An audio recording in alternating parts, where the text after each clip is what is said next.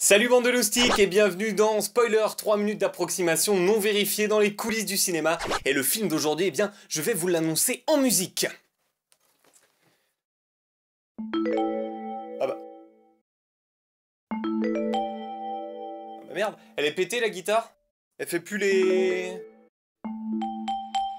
Merde. Bon, bah tant pis. On va parler de 2001, l'Odyssée de l'espace.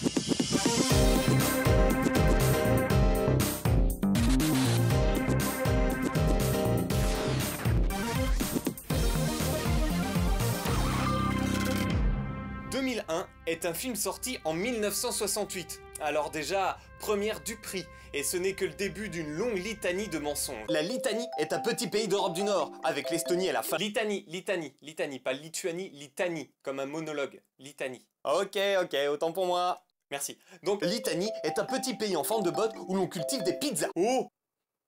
Bah quoi? On dit souvent que les films de science-fiction sont très simplistes, mais pas là. La paella est un plat espagnol qui se cuisine avec des aliments japonais, tels que le riz ou les crevettes. Non mais oh là! Non mais là j'avais vraiment compris paella moi. À titre informatif, voici la note d'intention du réalisateur telle qu'on pouvait la trouver à l'entrée des salles de cinéma à l'époque. Ce long métrage est un témoignage du ghetto, à destination de toutes les biatchs un peu funky fresh. Bon après chacun l'interprète comme il veut hein. Enfin là je vois pas bien le... Parce que les biatchs chez les habitants de la Biatchi... La Biatchi est un petit état proche de l'Indonésie, dont le sport national est le biathlon. On y retrouve une... Ah, je t'ai eu, ça existe même pas. C'est un pays que j'ai inventé de toutes pièces grâce à mon imagination débordante. Damned, je suis fait comme un rat.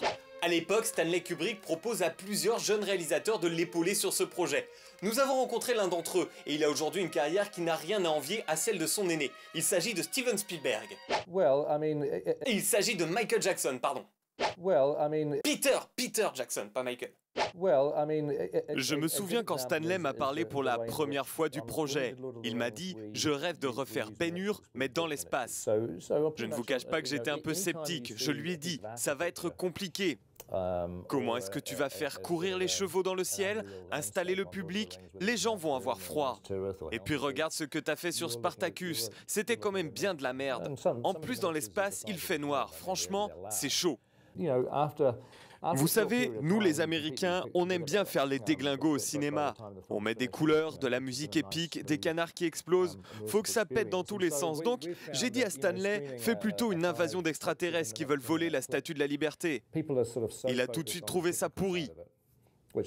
Alors je lui ai dit, ton film de merde, tu vas le faire tout seul, et moi je m'en retourne à mes hobbies. Ou plutôt mes hobbits, c'est un jeu de mots que j'ai mis au point avec mon équipe. Mais quand je vois le résultat final, c'est quand même pas mal pour un fucking communiste qui ne travaille qu'avec des bras cassés syndiqués. Pour finir, et en vrac, ce film est un film posthume. D'ailleurs, à l'avant-première, tout le monde était habillé en costume 3 pièces avec cravate. 2001 a connu une suite qui ne s'appelle pas 2002, mais 2010. J'ai tourné tout cet épisode avec une flûte irlandaise cachée dans mon dos. Oh. Ah bah la flûte aussi elle est pétée hein. Voilà, vous en savez maintenant un petit peu plus sur 2001, l'Odyssée de l'espace. Bonne semaine, le grand frère vous regarde et comme d'habitude on termine avec un petit objet incongru. Aujourd'hui, une paire de ciseaux. Et une deuxième. Et une troisième, plus petite, qui se cache facilement.